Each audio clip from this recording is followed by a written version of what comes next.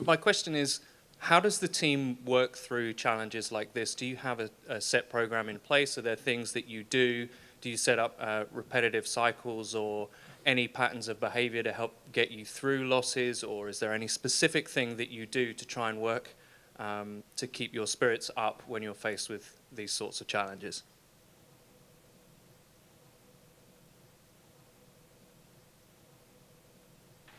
We yell at the players.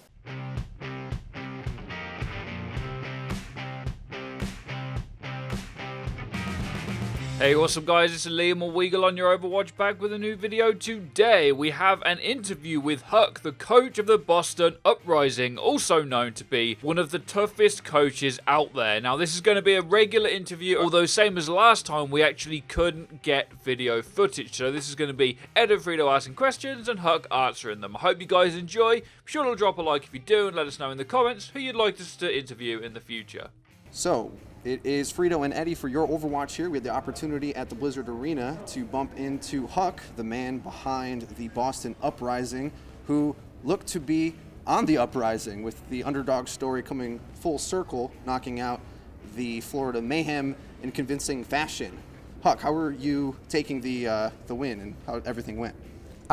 We took the win really well, but we also took the loss against New York really hard. So it's about keeping a balance and making sure that our guys keep their heads down and continue to work hard until we can get 2 wins per week instead of 1. How were you able to turn around the performance from game to game? Against New York, against Florida? Yeah, from each one, because one thing that the casters often say is that your team looks well drilled on like one strategy, but when they have to come back to another one, it wasn't the case. However, against Florida Mayhem, you pulled out some stuff and executed it real well, like a death ball, which we've seen you try before in the preseason, but not necessarily as well executed as it was against Florida. Well, on like a day-to-day or match-to-match basis, it's mainly about keeping our fundamentals down. I think we're a very strong mechanical team, and we have really good coordination. So for the most part, because all of our guys are pretty green, it's about just making sure that they're confident in their abilities. They're playing at 100% instead of 50%. And then as we get more and more into the season, that's going to become more complicated. But right now, if we play our best, like we do in scrims, we feel like we can beat almost any team. So from New York to Florida, I feel like New York, we had a lot of issues. Florida, we didn't have as many issues. As far as the tank composition on Oasis specifically, that was a match day specific adjustment. Basically, we warmed up and we tried out that composition just because of some other stipulations during scrim day, and it went really well. And then as a staff, we kind of talked about it, and we came to the conclusion that against Florida's composition and what they use on that map, it might actually work really well. So then we pulled the players aside at halftime, we talked about it, and they felt like it possibly could work too. And then we said, all right, let's run it, let's try it. And we couldn't be happier with the result, obviously. Okay, so I have 2 points here. One, you say it's quite interesting, to me it's quite interesting at least, that your team seems very good at adapting to what people's expectations of you are. So on the one hand, there's this underdog narrative about your team that you guys seem quite comfortable in to prove people wrong. And the other one that you're, as you were just describing, that your tactical setups, you have a good plan A, but when it came to a plan B, people didn't know what to expect. It seems that your team do a lot of work in the background to kind of destroy those preconceptions about you. How do you, as a coach, go about instilling that in your players? Because I think it's an interesting detail about your team. Yeah, I think when all of our players first got here, it was very easy to keep them motivated because they were so unknown and everybody was ranking us 12th out of 12. Reddit, Twitter, Pro Player, Insider, anybody, casters, everybody was saying 12 out of 12. I think over the last 2 months, behind the scenes, a lot of pro players that are in Overwatch League started changing their opinions. We saw some of those comments surfacing, and now people are putting us at maybe at the worst case, 10th, 11th, best case, possibly a playoff team if we pull our shit together. We feel like, we're obviously aiming for first. We definitely had to make some adjustments. I think it's really easy, and our players were extremely motivated when we first got here, right? When everybody's telling you you're 12th out of 12th, and you sit down for the first day and you scrim against an Overwatch League team, no matter what Overwatch League team, and you know that they're looking at you and they're saying, this team's a meme team, they're not gonna do anything, they're not gonna win a game. Every match is, high pressure, high tension.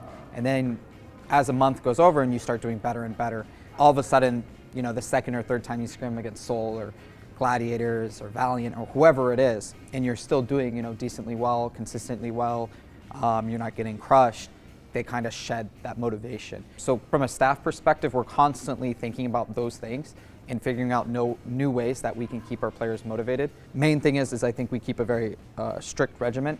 Our players are motivated, they're hungry, and we do our best to keep them at that point. But ultimately, I think in every individual, they either want it or they don't want it, right? And you can give a speech, you could put up a poster, you can cite other people, talk about your own career, but ultimately people have to have their own motivation, and luckily we did a great job of recruiting players that really do want to be the best, and that makes our job a lot easier.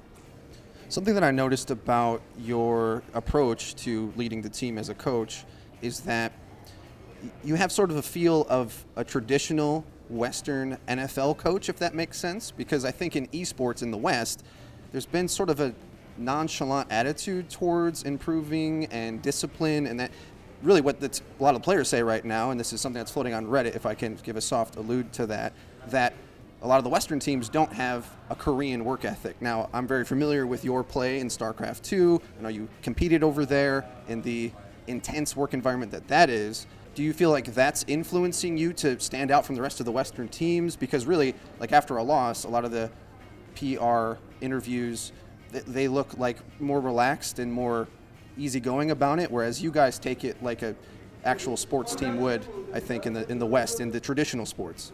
Well, thank you for following StarCraft and me for a bit at least. I think there's a lot of cultural difference between West and East, where Koreans, to keep it very short so I don't talk forever, Koreans are more motivated because I feel like for esports, for your average Korean player is do or die more so than it is for a Western player.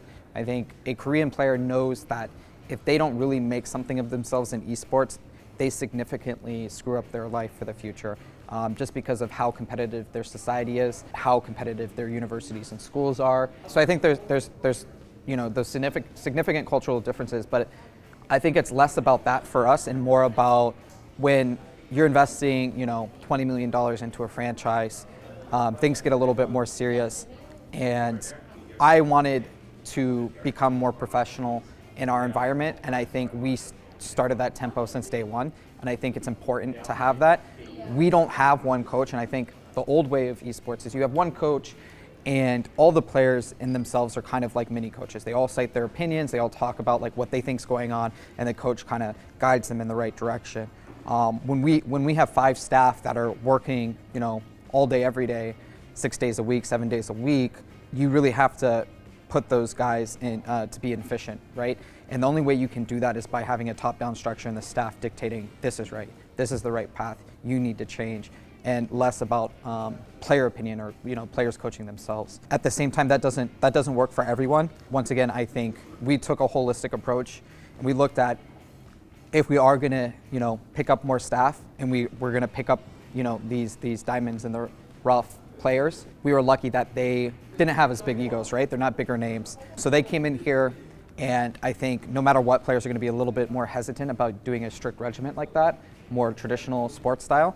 But once they see the progress and they see the improvement, and you prove to them that you know what you're talking about and you're going to help them be the best player that they can be, they buy into it. And once they buy into that and they have the respect and you have the trust, everything gets easier as time goes on. Okay, one thing that I wanted to ask you is, what I'm hearing is very good planning and organization going into matches. You obviously prep very hard to do the best that you can, but there's a famous quote about no plan surviving contact with the enemy. Is there anything specific that you as a coach do to calm players down in a match that might not be going the way you guys want it to, or are there any sort of motivational tactics that you yourself use to try and get them back on track if something's going not as planned? Yes, I think it changes day to day. For the most part, I think on scrim days, we really focus on bringing their energy up and for them to get motivated. When you play as much as esports players do play, because it's not a physical sport, there's no limitation there, people get burnt out, right? So it's important to keep them motivated and driven on a day-to-day basis. On match day, I would say it's almost the opposite. Especially for our guys. A lot of them are green, they're playing on a big stage for the first time. They're already going to be super pumped up. So it's about keeping them centered. So we try to bring that down. I think ultimately they're going to get used to it over time. we try to reassure them that, this is at least a 40-game season. It's the first week. You guys, keep working hard. We'll help you get there. Trust the process. You guys everyone on this team can have a bright future. Keep your head down, work hard, trust your teammates, trust the staff, trust each other, believe in yourself, and we'll get there. As far as actually what we say and do specifically, I just don't want to say to give away, what we're doing internally. Comparing to other teams, it seems that there is sort of two schools of thought, or at least two routes that a lot of teams have gone, is either to strategically build and practice wide, as to say, to learn a lot of different strategies, a lot of different heroes, versus a more simplistic, honed, almost meta slavery, singular structure. My guess is that you would describe yourself in the former rather than the latter. Why is that, and why do you think your team is able to do that? For us, what our main focus on it has been and is currently is just fundamentals. Because the season is so long, we just, like I said, we are constantly evaluating every process, everything we're telling the players. It's hard to paint a picture, but even if a staff is going to have a one-on-one conversation with the player, or we're going to have a group discussion, a serious discussion for 30 minutes, 45 minutes, we discuss that and think okay, what's the best messaging? What's the best delivery? What's the best vehicle for this? Is it a video? Is it a whiteboard? Is it me just standing in front of them talking? Or who is the best person to deliver this? If it's a support player, maybe that's Shake, because he's a flex support ex-pro gamer, and he's going to be the best at that. And speaking as, whether it's very meta specific or we want to keep a wide range, I think that's a balance, right? Currently, how the league is structured, you play a lot of the same maps within one stage. We definitely don't want teams to look at us and know what we're going to play on each map. At the same time, we want to be the best team we can be by the end of the season and make playoffs. So we're looking for overall improvement and also working on our weaknesses. That means we might tell the players, okay, today our dive is great so far.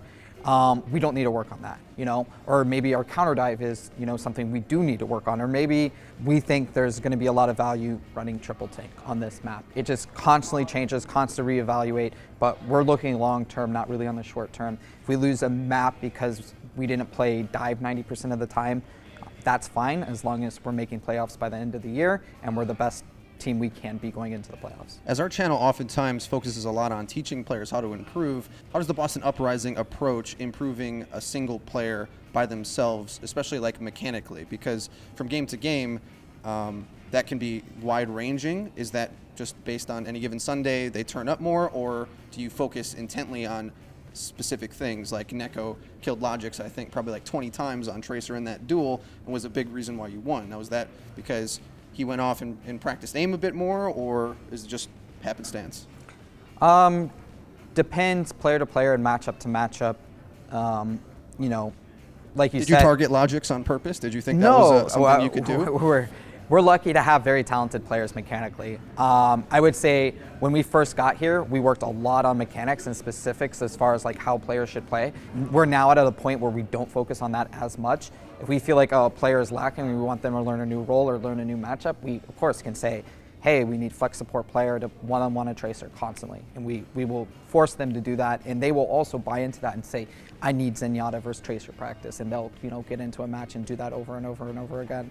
But overall, I think we're kind of past the mechanics standpoint, and we're more focusing on big picture.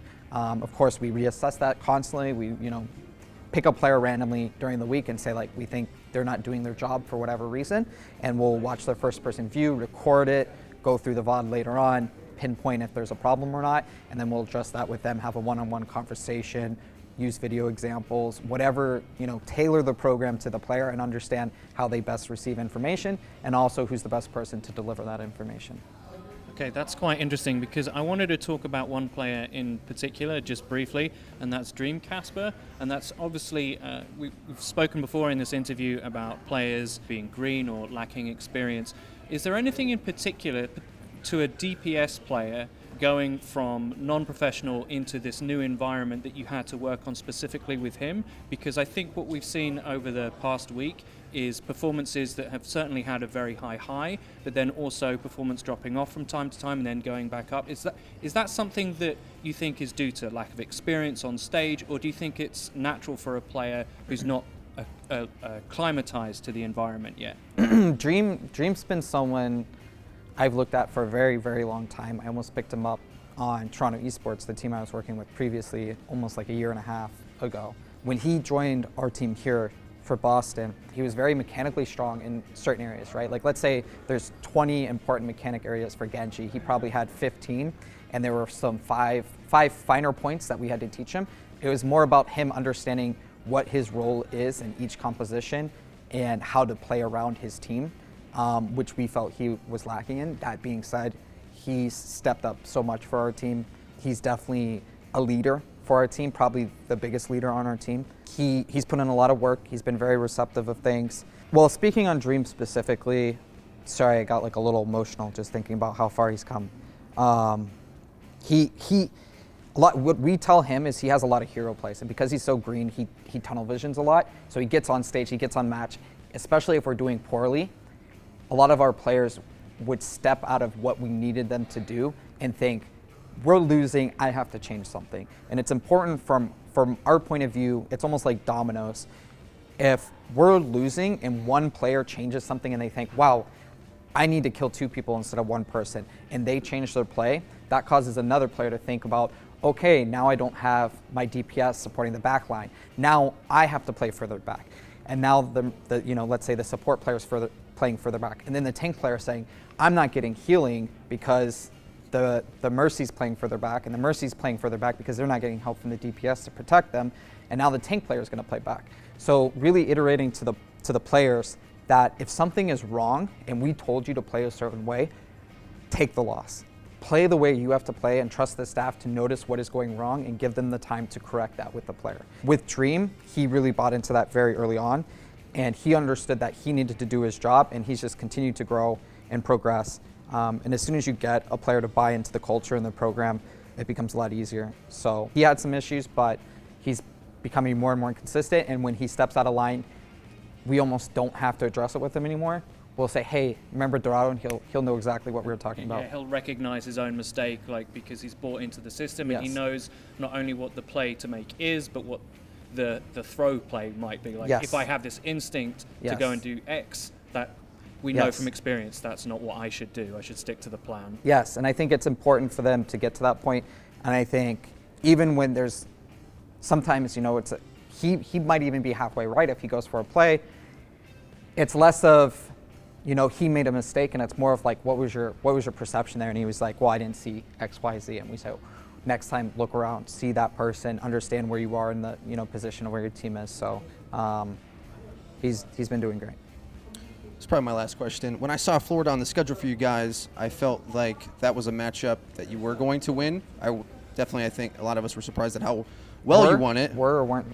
That you were going to win based upon your strategical depth as well as cohesion as a team in this meta and against with the meta comp and as well as off meta comps. Is there any matchups that are coming up that you're particularly confident in or worrisome for, and why? This is a hard question for me because I don't want to disrespect any teams, and at the same time, I think honestly any team right now, if they do things right, could be the best team by the end of the year because there's so much talent in the league right now. I think we got Seoul next week, and then we have Dallas Fuel right after. I think both teams are tough when they're playing at their best. I think we can beat both teams, so we're just going to take it one game at a time and see what happens. Thank you very much, Huck, for joining us. Thank you. Good luck to you in your season. Thank you. We don't have the handshakes on video. But No, but